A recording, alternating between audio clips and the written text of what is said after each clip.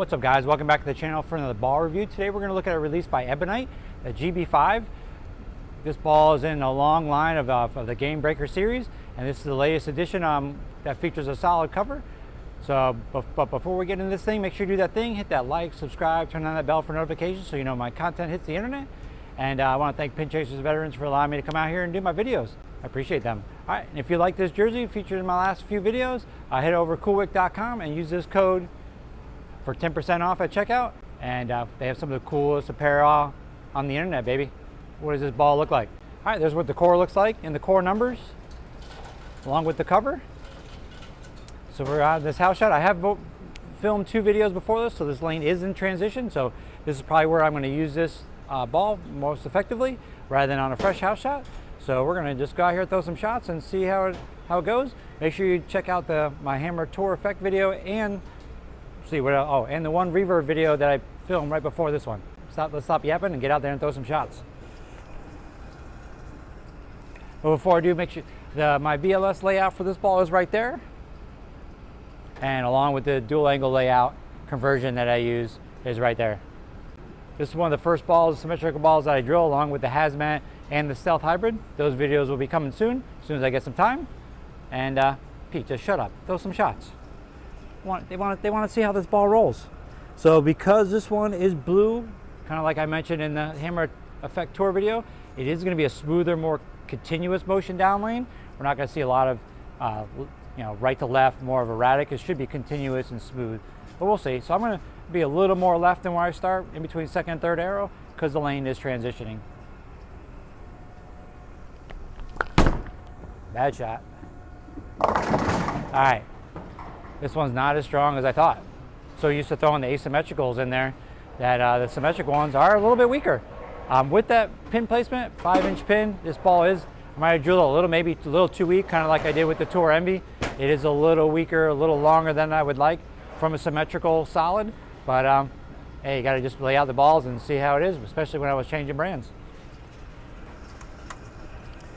So with that first shot, we are gonna move right. Can't be leaving 2 pins. That was the old brand.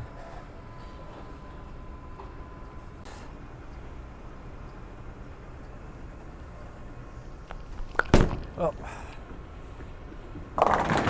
Woo! Super clean. I created a cliff. Throwing the other 2 balls, I created a cliff. We are not looking good here after 2 shots. If I was to do this over again and drill this ball, it looks like I would probably go more of a 4.5-inch pin rather than 5 on this one.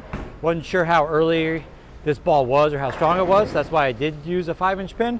But I'm seeing that some of these, like the Hazmat, I went 5-inch pin. That one works out good. That one's a little bit stronger. This one though is a little bit weaker, so I should have went with a 4.5-inch pin.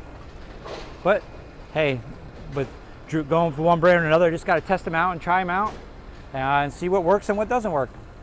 This ball is shining up though. That might be part of the problem too. I might have to hit it with some surface while I do this video.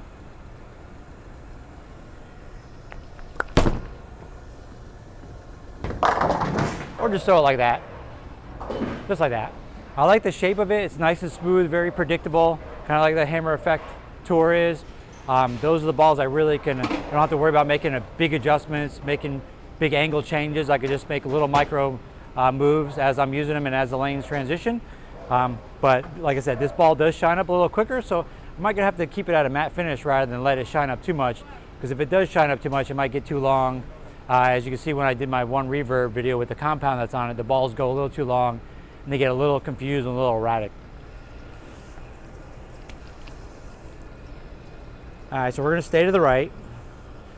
Hopefully I'm out of the camera's way, because the cliff I created is dictating me to stay a little more right, and this ball is too smooth to go left to right.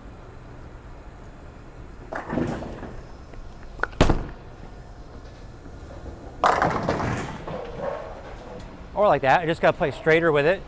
Some of the balls, the way they're designed, they're going to be that way, where the one reverb and the Hammer Effect, the Hammer Tour, spit out. The Envy Tour, I have to get more left to right, I have to create more angle in order to use them, because when they're too straight, the core takes over too early. Where like the Hammer Effect Tour and this one, I could stay straighter because they are smoother when they get in the mid lane. They're not a big change of direction. For those guys out there that are looking for, down and in ball that like to play to the right and don't want to move very far, this might be one of those. It's not super strong when it comes to symmetrical ball, and it's not super weak either.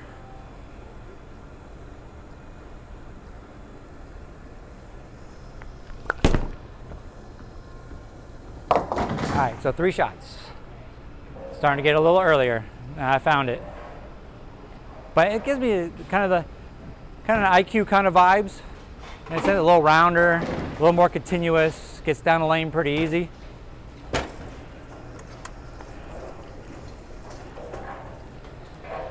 I mean, it's not a ball I'm going to use right now. I'm going to use it more on medium patterns probably than house. I use it on my second shift league. It was kind of like this, a little bit erratic. Could be just fine tuning of the cover that's going to help me. But I like the shape of it overall. It's nice and smooth, very continuous.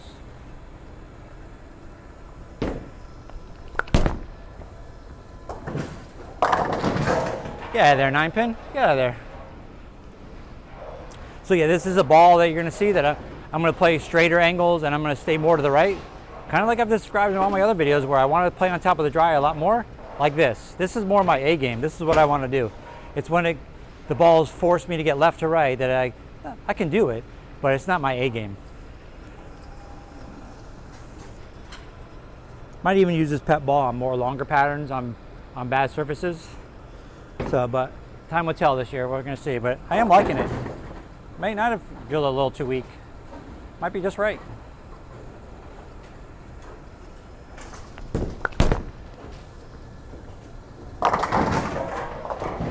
There it is. I'm kind of like right on the cusp of it being a little too long, but if I'm too far right, it might hook a little too early on me and dart, and I don't want that. All right, but let's go a little left this time, go a little right like I did with the other balls, but not as far right. I gotta get it to the right earlier because there's too much oil in the middle for this ball.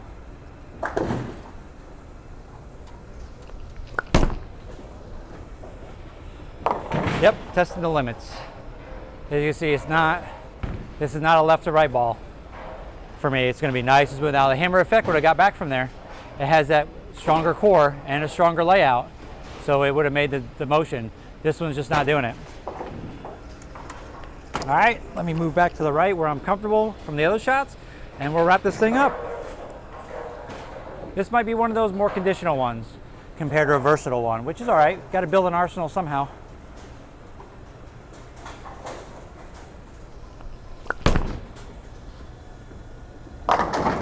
And flat 10. Yeah, we're getting a lot of under over. All right, guys, that's my ball review on released by Ebonite, the GB5. Make sure you do that thing, hit that like, subscribe, turn on that bell for notifications so you know my content hits the internet. We'll see you in the next one. Peace out.